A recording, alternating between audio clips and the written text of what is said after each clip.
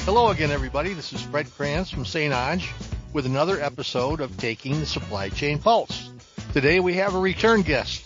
Charlie Michelli from the University of Vermont is on our show for at least the second time, and we're glad to have Charlie. I had to go down to University of Tennessee earlier this week to lecture, and as I'm driving south on US 71, when you get to mile marker 201.4 on I-71 South, you look to your left and you'll see Michelli's Dairy Farm with exactly the same spelling as Charlie Michelli's last name. I can never go by there without thinking about you, Charlie. So thanks for joining us. We're glad to have you on the program. Thanks, Fred. So, Charlie, we're entering a new year. We're entering a new political situation. I don't think I can ever recall when there has been so much anticipatory thought, so much fear and loathing, so much what's going to happen next going on out in the country in general. So let's talk about what you think healthcare and healthcare supply chain has got to look forward to and be aware of and deal with in the upcoming year. So give me three things that you think are going to be important, and then we'll talk about them. Okay. Listening to the market, not only within our own organizations, but with our peers and colleagues across the country is number one.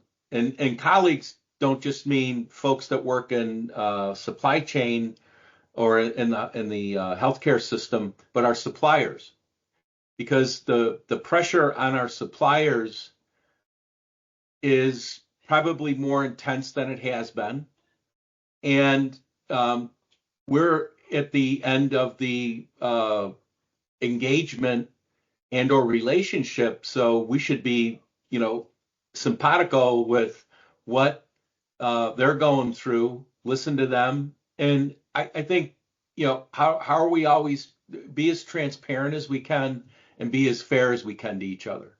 I think that's what I've learned over time.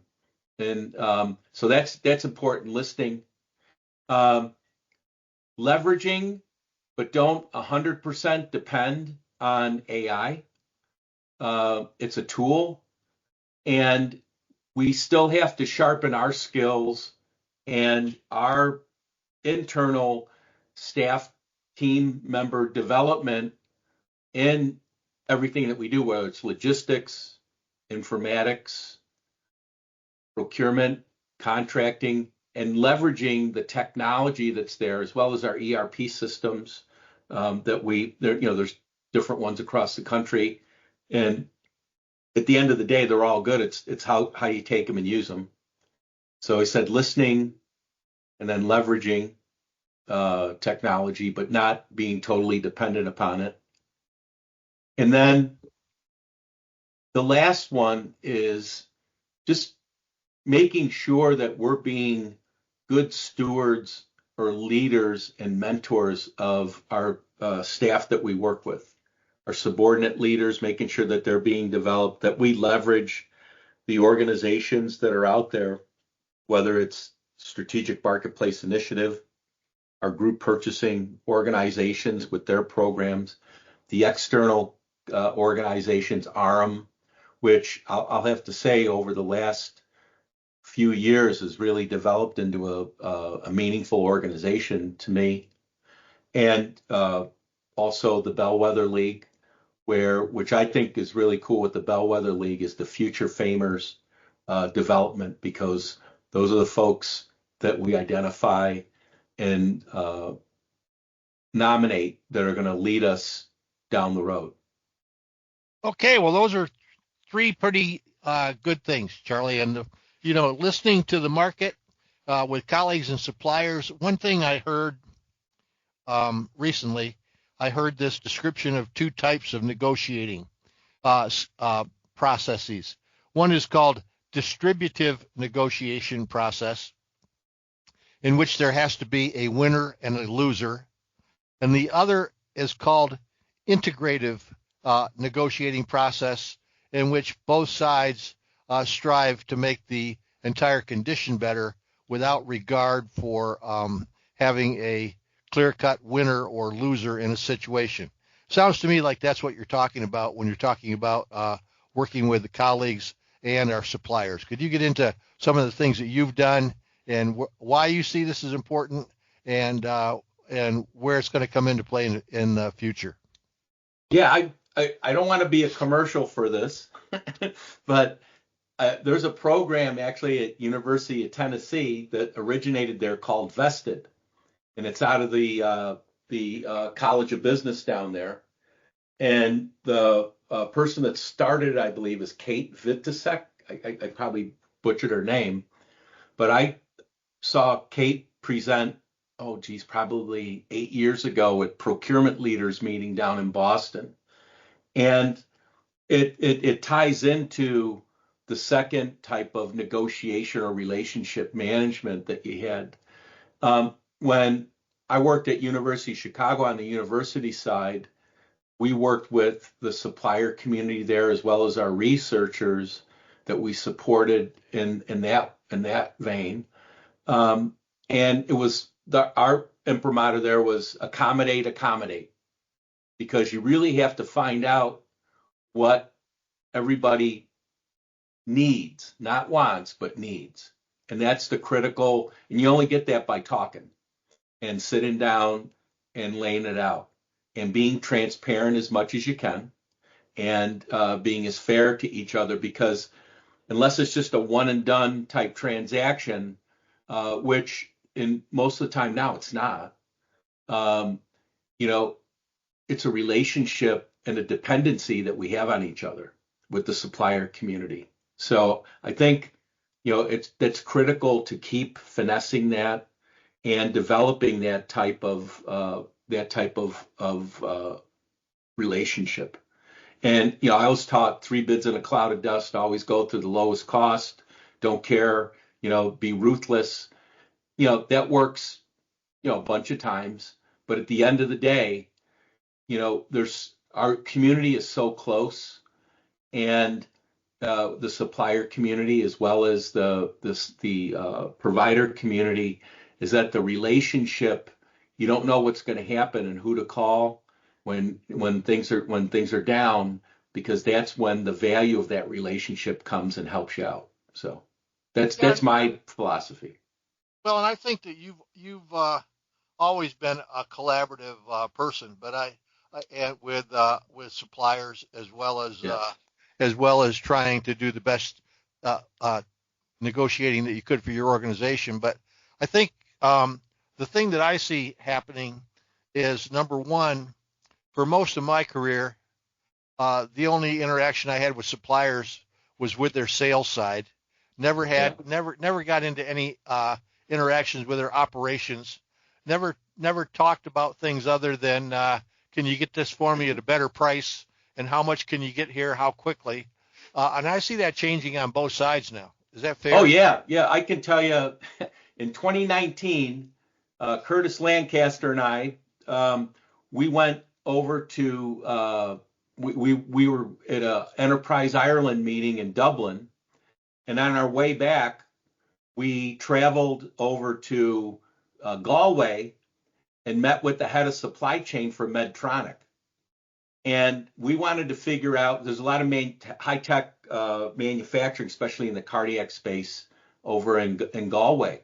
And so Curtis and I sat down, and I can't remember the fellow's name, but we sat down with the team there, and we were concerned about Brexit.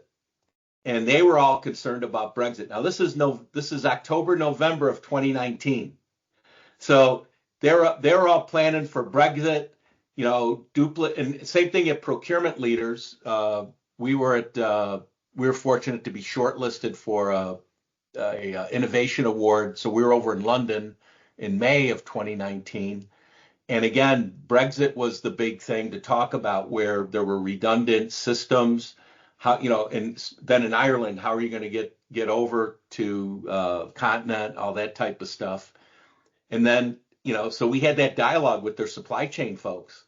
And, we've been fortunate. We've been able to do that with a lot of the manufacturers, and I think Strategic Marketplace Initiative really fostered that and taught us that sales and sales representation is important, but they have supply chain folks supporting them and their IT folks, and that's where you really solve with almost like a tripartite with sales, the customer, as well as the internal experts.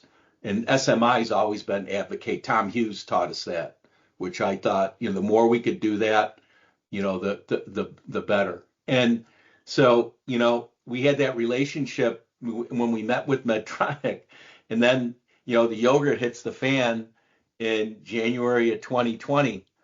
And, we knew to talk with our sales contacts, but also with the manufacturing, at the sites if we could. And then if you flash forward to this year, and a company that had it's almost like I'm going to use a Notre Dame thing, Fred. I know you won't like it, but it's almost like Newt Rockney and All American with Ronald Reagan. When the chips are down, have the boys do one for the Gipper.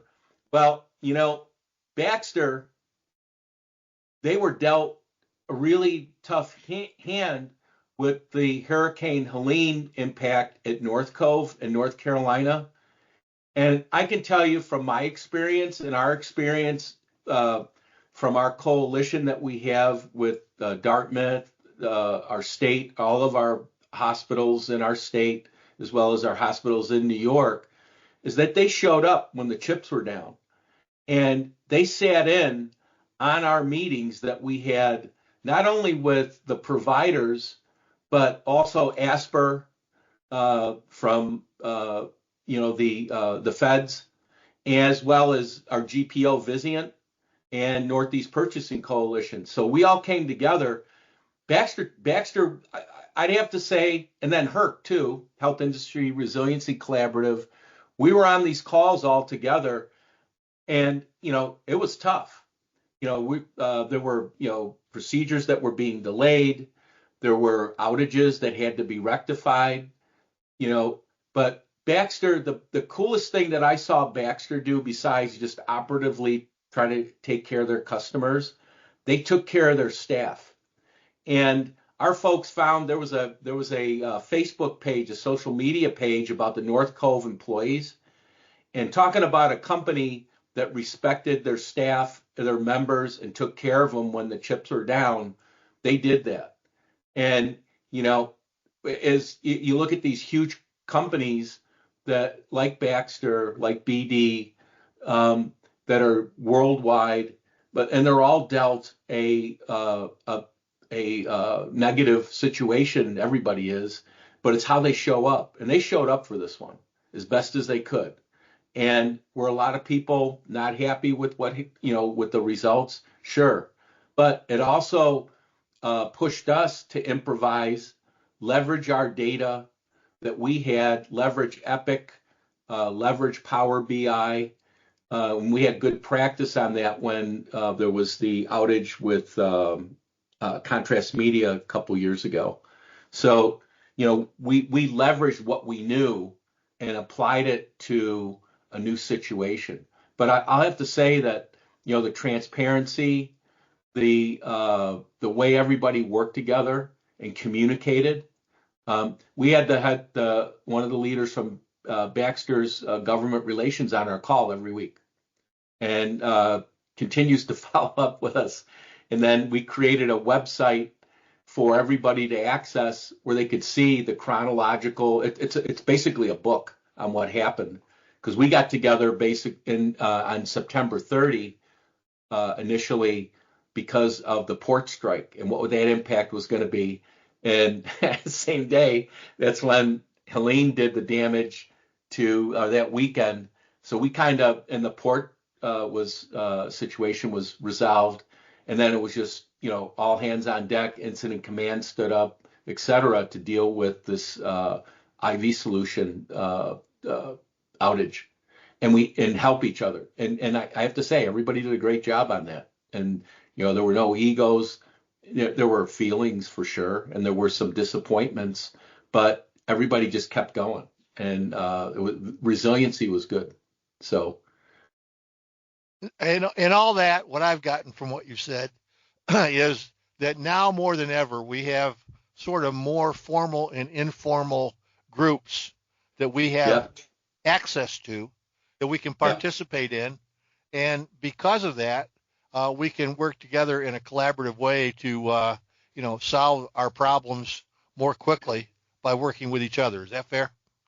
yeah. The Health Industry Resiliency Collaborative. That's a collaborative, and you know, yeah, Baxter is a member, and Baxter is a badged outfit that's in that cadre of providers, suppliers, and organizations. So, you know, uh, and we just briefed on tariffs, what that can and cannot do, but we've had tariffs before. We had tariffs in 2020.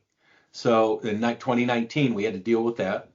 And that's just, it's part of doing business. And it's just another situation that occurs. And, you know, how we work together through those situations and, all the stuff we went through in the pandemic.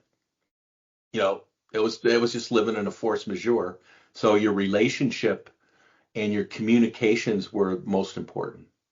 So, So the second thing you said here was leverage, but don't depend on AI. Now, before you start addressing that, explain to me what you would define as AI, how you might be using it, and how you might leverage it.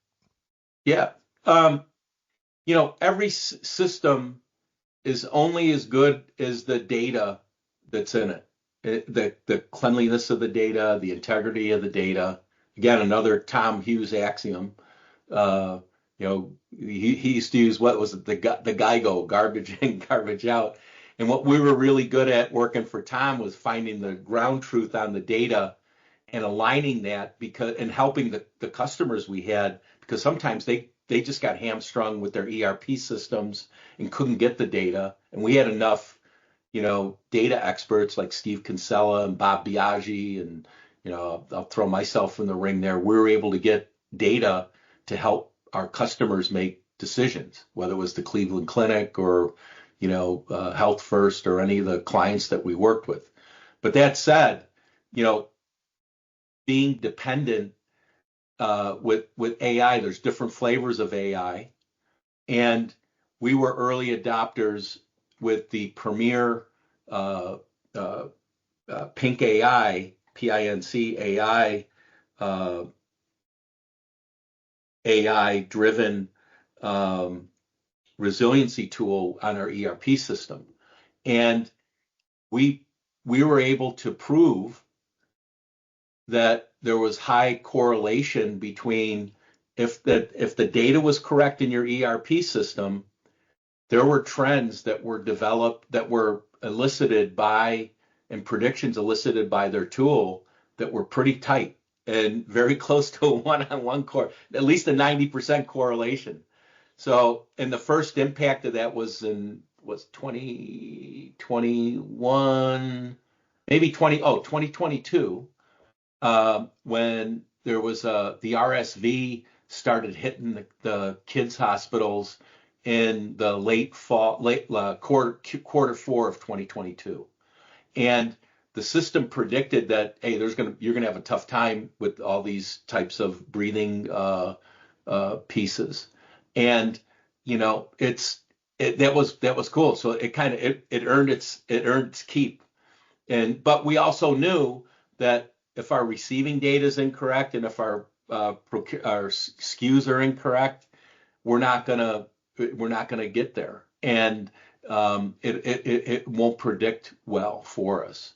If you flash forward, if you look at Copilot, or I can't remember the other, we use Copilot. Um, it's pretty cool, and again, the importance of the prompt. If you're a subject matter expert, or know people that are, or have access to that information, and you can line that data into the prompt, the AI works great, because it goes out and finds all the pertinent data that you asked for, And then you can be a BS detector if something comes in that doesn't make sense. I recently used one on a RACI, RACI, and don't responsible, accountable, consultative, and I can't remember what the informed, and asked for a draft RACI breakout with details, but I knew what I was asking for, and it came out. It was perfect. Um, Yep. and so using that tech, Fred, if you know what you're asking for, AI is good, but you can't just blindly, you know, believe it. Believe it. Yeah. There's another system called the Bridge that's on the medical side, and very high marks. And again, it's what your data is and how you ask the question. So the dependency, you leverage it, but you don't depend on it 100%. Yeah. There's a phrase for that. Um, first off, Trust and I asked. verify. If I go to Ronald Reagan, Well, the Gipper. yeah, that's a political phrase. No, I know. The phrase from the AI side is called hallucinations. If Nightmares. Yeah. if AI only can create output based upon the input, and the input is the data, Right. and if Yeah. the bad data goes in, it can create really great sounding output that is totally irrelevant because of the bad input. And that's one of the big things that Ed Hiscock from Trinity talked about when I asked him for his Yeah, three Ed. things Yeah. was Well, was the whole. talk about a data wizard. Yep. Ed's one of the legacy, uh, first Yep. adopters right up there. So Okay, so the last thing of your three things, and we got about 5 minutes here to do this okay. thing, is making sure we are being good stewards and leaders to the people we work with. Yeah. Tell us about that. I think again, leveraging what we know, leveraging ARM, leveraging SMI, leveraging HERC, and allowing participation and in events where you kind of you don't necessarily sit back, but you you give your folks a chance. I would say, the work, when we run our supply chain coalition, Mary Haran, who's our exec admin, she runs the status report and asks the supply chain leaders from every site, red, amber, green, where are you? And participates in the HERC calls. So we have folks that are on the front line doing admin stuff, but getting the chance to see if do they like, the supply chain, which Mary does, and participates and is trusted to give the reports out, issue the dashboard, and share that information. Give people a chance. And you're there. Everybody's going to fail or make a mistake, but at the end of the day, you can recover from almost every mistake. I call that tuition. And you just don't want to have too much tuition or earn it, but and give folks a chance to participate. I was fortunate where I was able to develop a succession plan for the fellow that took my job. He runs circles around me. I just know where I've been in the industry long enough where I know the relationships, and I share that with my the person that took my position, and support, and are there for support, and which is great. And the knowledge base that Bellwether does with the education, the capstone projects that are out there, as well as what Vizient's doing, Premier's doing, Health Trust, all the GPOs. It's more on the development of folks that's really St. Ange too. I mean, you have experts there. You do this type of work here. And then even you get a little more granular, the stuff that where's Dr. Brzezinski from? Arkansas. Yeah. So you got Arkansas, you got Vested out of UT, you got Michigan State. There's a bunch of education out there where supply chain is actually, thing that kids want to get into now and work, and it's in the lexicon. So I think, making sure our folks have access, and again, with Teams, with Zoom, with all of the online SIG, and I'm gonna butcher the sourcing information group or logic group that Diane, I can't remember her last name, T, runs. It's fantastic. There's a lesson every day where you can learn and how they educate. Same thing with Health Connect Partners and IDN Summit. The programs that the suppliers have, to sit down and work with us.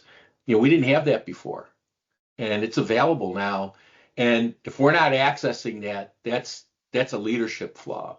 If we're not sharing information with our teams or our subordinate folks, again, that's a leadership flaw that we have to get better at and make sure. Now, we may, send too much information, but too much is better than too little or nothing. So that's important to me.